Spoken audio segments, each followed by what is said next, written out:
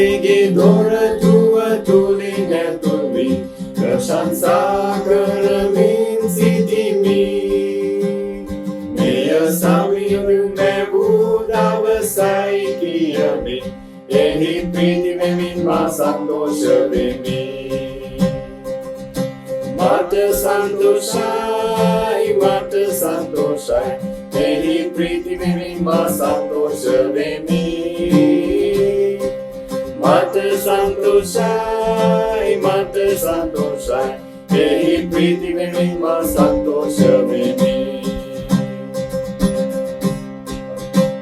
I will enter his gates with thanksgiving in my heart. I will enter his courts with praise. I will say this is the day that the Lord has made.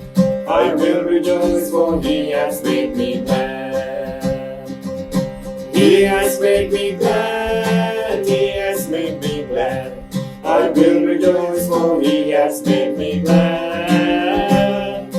He has made me glad, he has made me glad.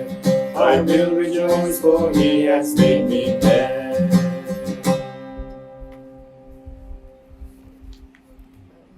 අපි ආඥා කරමු. දයාබර දෙවියන් වහන්සේ ඔබ වහන්සේගේ දයාව කරුණාව මෙනෙහි කරමින් নমස්කාර කරන්නට දුන්නු මේ කාලය ගැන ස්තුතියි. නොඑක් දුක් කරදර හා අසීරුතාවන් මැදදී ඔබ වහන්සේගෙන් ලැබෙන දිව්‍ය අනුග්‍රහය ගැන, සමාදානය හා සැනසීම ගැන අපි ඔබ වහන්සේට තුති පුදන්නෙමු. චංචල වූ ලෝකයේ තුල ඔබ වහන්සේගේ ප්‍රේමය හා සෙනෙහස සිහි කිරීම ඉමහත් ශක්තියක් හා ධෛර්යයක් බැවින් අපි ඔබ වහන්සේට ප්‍රශංසා කරන්නෙමු. යේසුස් වහන්සේගේ පින්වත් නාමයෙන්. ආමෙන්.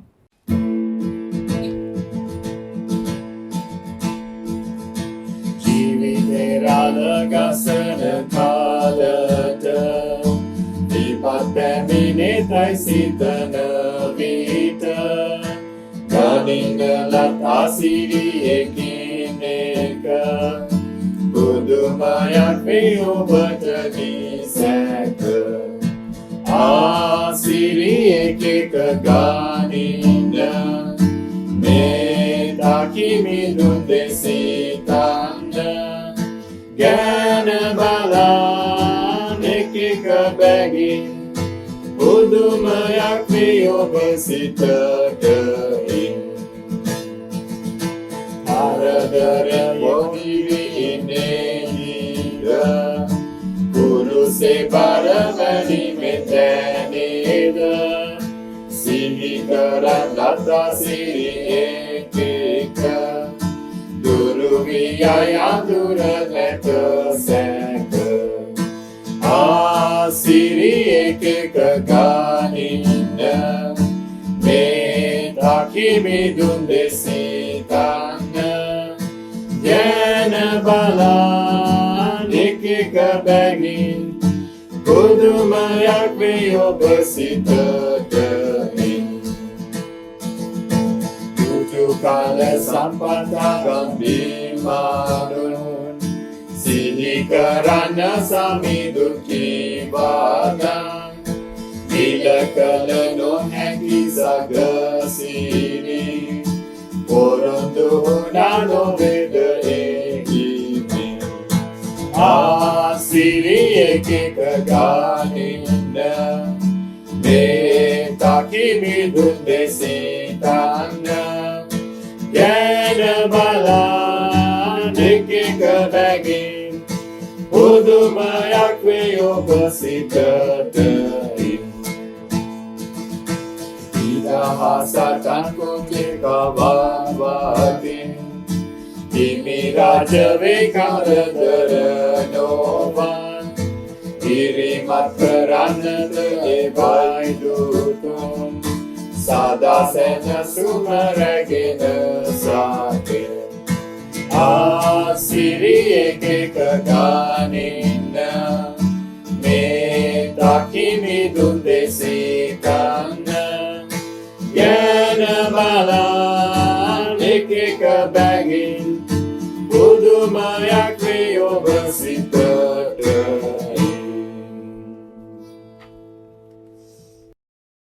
බයිබල් කියවීම ශුද්ධ වූ මතයුතුමාගේ සුභාරංචියේ 6 වන පරිච්ඡේදයේ 5 වන පදයේ සිට 13 වන පදය දක්වා. රහසින් යාඥා කිරීම. තවද නුඹලා යාඥා කරන කල්හි වංචාකාරයන් කරන්නාක් මෙන් නොකරල්ලා. මක් නිසාද මනුෂ්‍යයන්ට පෙනෙන පිණිස ඔවුහු සිනගෝගවලත් මංසන්ධිවලත් සිටගෙන යාඥා කිරීමට සතුටු වෙති. සැබවක් නුඹලාට කියමි. ඔවුන්ගේ විපාකය ඔවුන්ට ලැබී තිබේ. නමුත් නුඹ යාඥා කරන කල්හි නුඹේ ඇතුල් ගෙට වැද දොර වසා රහසිගතව වසන නුඹේ පියාණන් වහන්සේට යාඥා කරපන්න. එවිට රහසින් දකින නුඹේ පියාණන් වහන්සේ නුඹට විපාක දෙනසේක.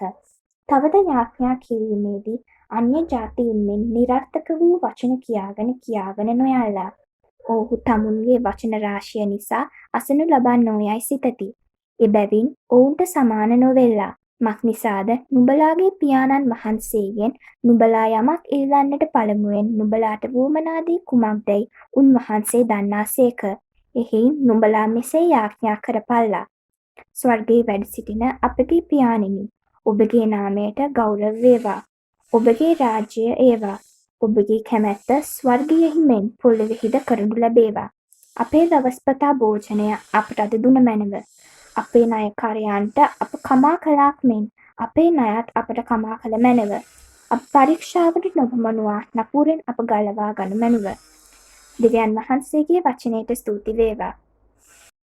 The Bible reading is taken from Matthew chapter 6 verses 5 to 13. When you pray, don't be like the hypocrites. They love to stand in the synagogues and on the street corners and pray loudly. They want people to see them pray. I tell you the truth, they already have their full reward.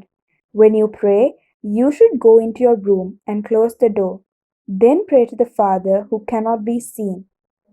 Your Father can see what is done in secret, and He will reward you. And when you pray, don't be like those people who don't know God. They continue saying things that mean nothing. They think that God will hear them because of the many things they say. Don't be like them. Your Father knows the things you need before you ask Him. So when you pray, you should pray like this. Our Father in heaven, we pray that your name will always be kept holy. We pray that your kingdom will come. We pray that what you want will be done here on earth as it is in heaven. Give us the food we need for each day. Forgive the sins we have done, just as we have forgiven those who did wrong to us. Do not cause us to be tested, but save us from the evil one. This is the word of the Lord. Thanks be to God. Praise Him, Jesus our blessed Redeemer. Sing, O earth, His wonderful love proclaim. Hail Him, highest archangels in glory. Strength and honor give to His holy name. Like a shepherd, Jesus will guard His children. In His arms He carries them all day long. Praise Him, tell of His excellent greatness. Praise Him, every joyful song. Praise Him, Jesus our blessed Redeemer. For our sin He suffered and died and died. He our rock, our hope of eternal salvation. Hail Him, Jesus the crucified. Sound His praises, Jesus who bore our sorrows. Love abundant, wonderful, deep and strong. Praise Him, tell of His excellent greatness. Praise Him, every joyful song.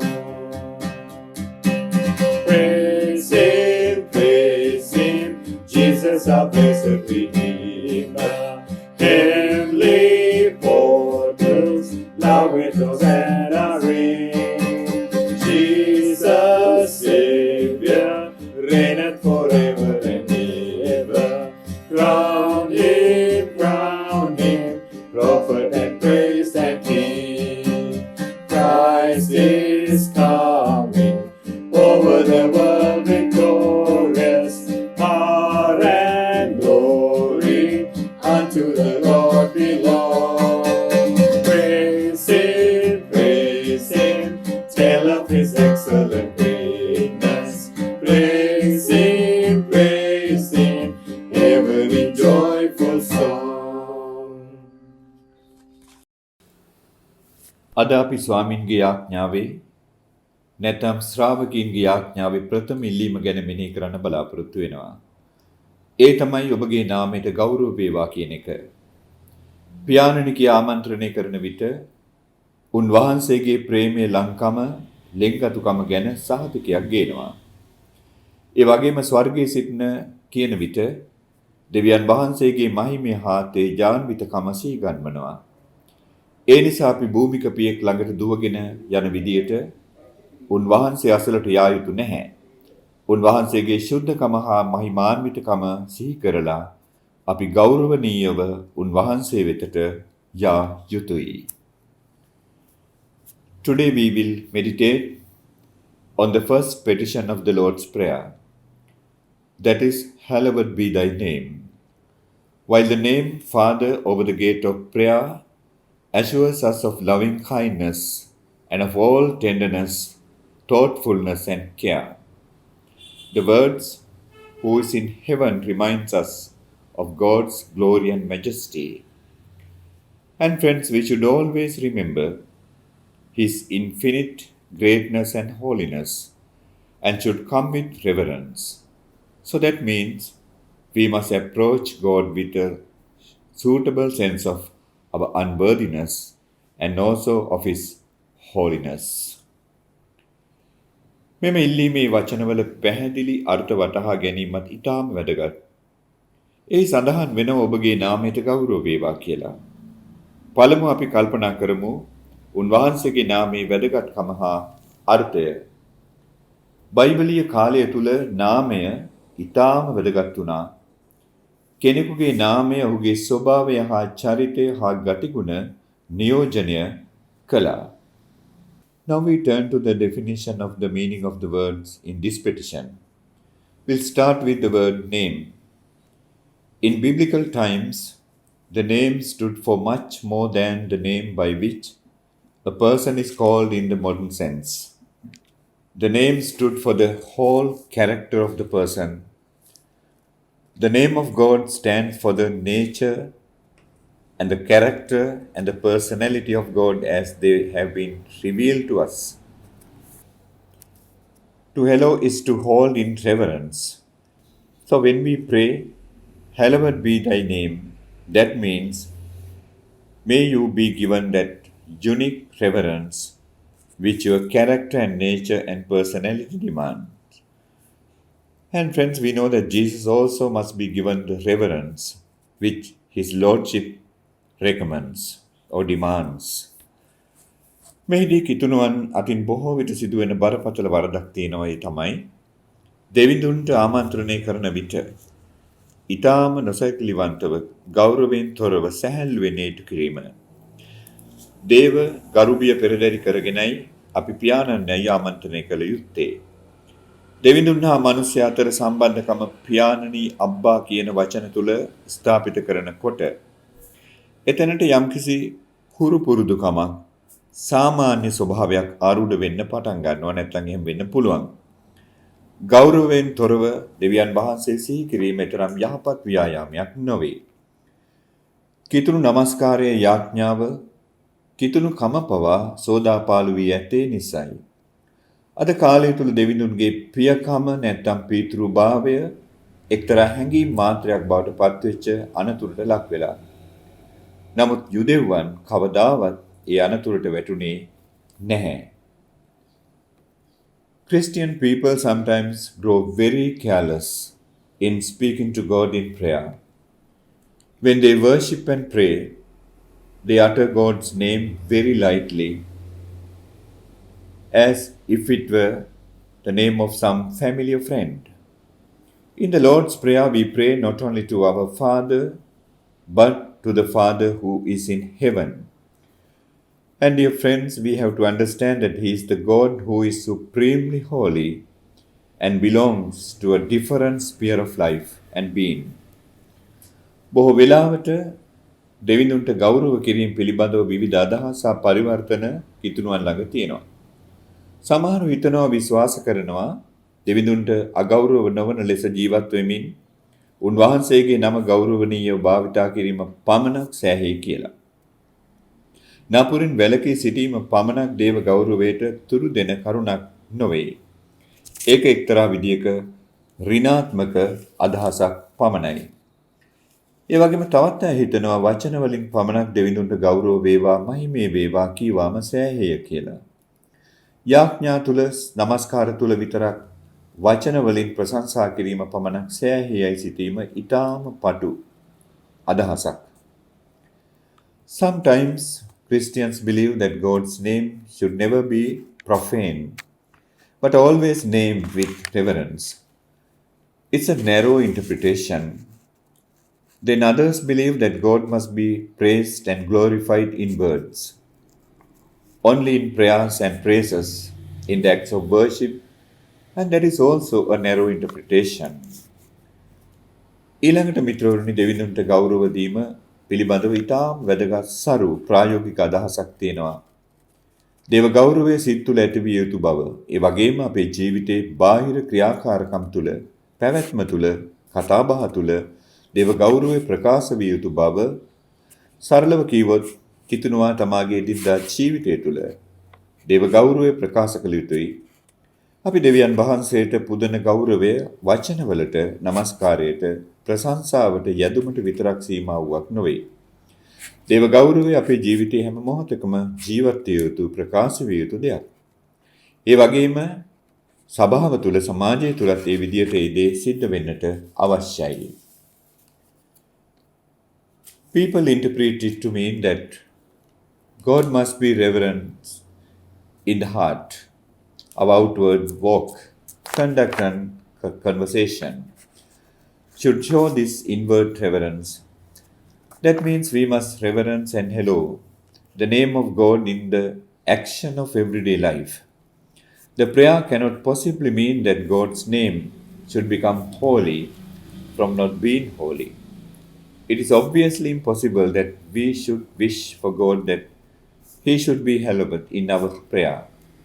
What we should ask is, His name should be hallowed in us within our lives. කිතුණුවා ජීවත් වන පරිසරය තුළ වැඩිපුරම ඉන්නේ කිතුණුවන් නොවන උදවිය.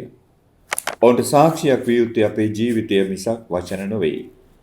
කිතුණුවේ අවිචාරවත්ව, ආගමට විරුද්ධව, අකරුණාවන්තව ජීවත් වුණොත් එවන් ජීවිතවල අශෝභනකම බලපාන්නේ අදාළ කිතුණුවාට පමණක් නොවේ, සමස්ත කිතුණුකමට.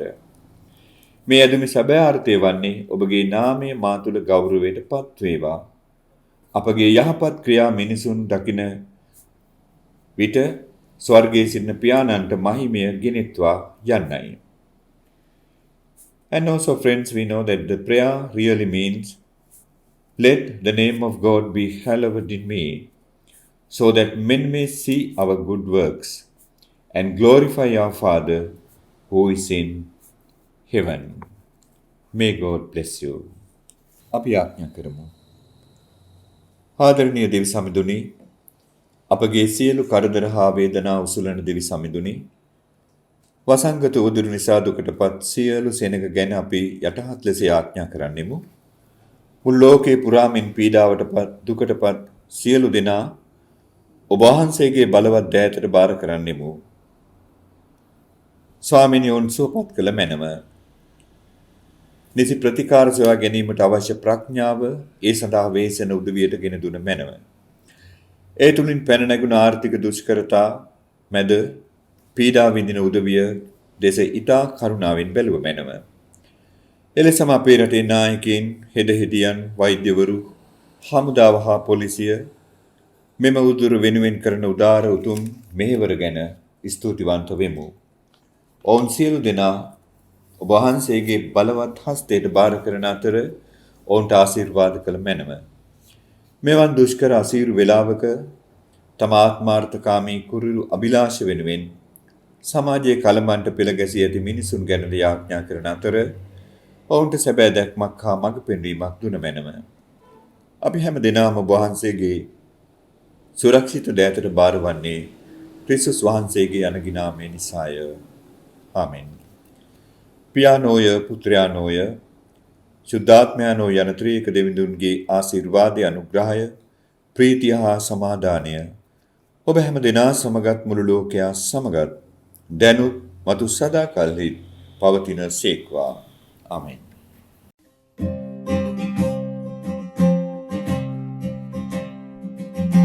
Jesus made me to rekende Shuka baradaranta Kima men sapatakende Sialla nevidunta Oneneti dukbokala Kate muvasidata no kini saisiala ya pensa medunta pada pariksha dibeta pida daranta ita second over kisi Terkian sita Jesus made me to reclaim my Samadukku sulanta Begitu coketani Ilamu wabidika Duka karena Sitata Imot Peter Labini Yagnya Bensa Medunta Mituro Ataragia Yamini Vetata Dehimi Demin Ma Senta